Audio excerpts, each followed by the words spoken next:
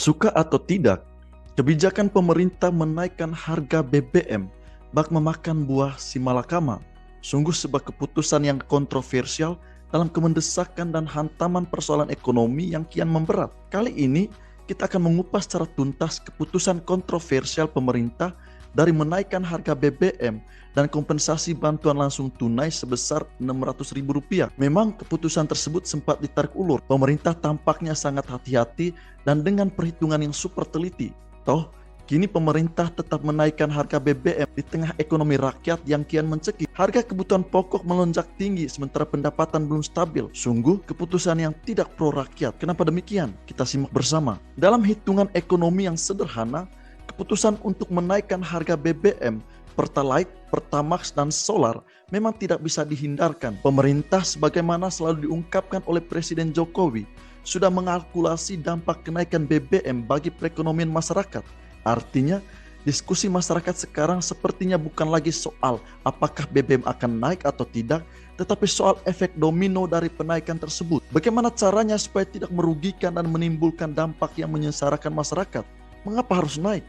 Kita tahu komoditas minyak bumi dunia sedang bermasalah, kian langka dan beranjak naik dengan sangat cepat. Kenaikan tersebut tidak terduga dan mempengaruhi elemen ekonomi lainnya. Merespon kenaikan komoditas tersebut, sebagaimana yang terjadi tahun yang lalu, pemerintah mengucurkan anggaran subsidi energi sebesar 502,4 triliun. Subsidi diperuntukkan untuk masyarakat miskin yang tidak mampu. Tetapi, seturut data yang dirilis oleh pemerintah, subsidi energi sebenarnya tidak tepat sasar. Penikmat BBM subsidi kebanyakan orang-orang kaya. Kebijakan penaikan harga BBM termasuk keputusan yang sulit. Pada masa lalu, Partai Indonesia Perjuangan sangat getol menolak wacana penaikan harga BBM. Alasannya jelas, penaikan harga BBM menyengsarakan masyarakat kecil. PDIP dikenal getol membela wong cilik masyarakat kecil. Kalau kita perhatikan secara jeli, kebijakan penaikan harga BBM tidak bersifat tak terduga dan tidak juga semacam kejutan. Untuk tahun 2023, pemerintah kalau tidak salah memangkas nilai subsidi dan kompensasi energi menjadi 336,7 triliun. Alokasi sebesar itu jauh lebih rendah jika dibandingkan dengan nilai subsidi dan kompensasi pada tahun 2022 502,4 triliun. Pada tahun 2023, anggaran yang diputuskan berkurang itu terdiri atas subsidi energi sebesar 210,7 triliun dan anggaran kompensasi sebesar 126 triliun. Pemerintah memutuskan mengurangi volume subsidi energi karena jika tidak dilakukan, bukan tidak mungkin alokasi anggaran subsidi BBM akan jebol. Masalahnya sekarang, seberapa jauh APBN mampu terus bertahan dengan kebijakan subsidi yang membebani anggaran negara. Dan memang secara rasional ekonomis, APBN kita tidak cukup mampu menahan beban yang ada. Selain itu, jika dibandingkan dengan harga BBM di berbagai negara lain, harga BBM di Indonesia saat ini masih lebih murah. Harga BBM sejenis Pertalite di Thailand dilaporkan Rp19.500 per liter, di Vietnam Rp16.645 per liter, dan di Filipina Rp21.352 per liter. Di berbagai negara maju seperti Amerika Serikat, Australia, Inggris, dan negara-negara Eropa, harga BBM umumnya mengikuti harga pasar sehingga jauh lebih mahal daripada harga BBM di tanah air. Tahun lalu harga BBM di Indonesia lebih murah karena pemerintah mengalokasikan anggaran subsidi yang sangat besar, yaitu lebih dari Rp502,4 triliun.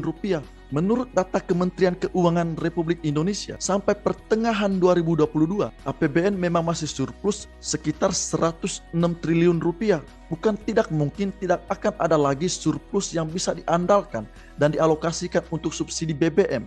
Menurut laporan Pertamina, hingga Juli 2022, Pertalite sudah terjual 16,8 juta kiloliter dari kuota 23 juta kiloliter.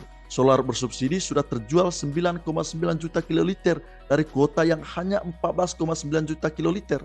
Pengguna subsidi tersebut juga tidak jelas. Diperkirakan kuota Pertalite dan solar bersubsidi sudah akan habis di akhir Oktober 2022. Sehingga bisa dipastikan menaikkan harga BBM ialah kebijakan yang sebaiknya diambil. Kini pemerintah sudah menaikkan harga BBM, disadari bahwa kebijakan tersebut melahirkan berbagai efek samping yang berpotensi merugikan masyarakat. Secara garis besar, dampak penaikan harga BBM ialah berkaitan dengan beberapa hal berikut. Pertama, efek domino penaikan harga BBM yang biasanya akan memicu munculnya efek psikologis kenaikan berbagai barang kebutuhan hidup lainnya. Pengalaman sudah sering membuktikan ketika harga BBM naik, dengan cepat akan diikuti kenaikan harga berbagai komoditas kebutuhan hidup yang makin sulit dijangkau masyarakat. Di bawah tekanan inflasi, niscaya daya beli masyarakat akan turun, yang pada akhirnya tidak memungkinkan mereka dapat memenuhi kebutuhan hidup sehari-hari, yang makin tidak sebanding dengan penghasilan masyarakat. Kedua, imbas penaikan harga BBM kemungkinan besar akan melahirkan penderitaan yang makin membebani masyarakat miskin. Dari berbagai kelompok yang terdampak, masyarakat miskin jelas akan menjadi kelompok pertama yang paling menderita karena harus menanggung efek penaikan harga BBM. Seberapa besar jumlah masyarakat miskin di negara kita? Sekitar separuh keluarga di Indonesia masuk kategori miskin dan rentan miskin dengan pendapatan sekitar 2 juta per bulan. Garis kemiskinan versi pemerintah sudah sangat jelas.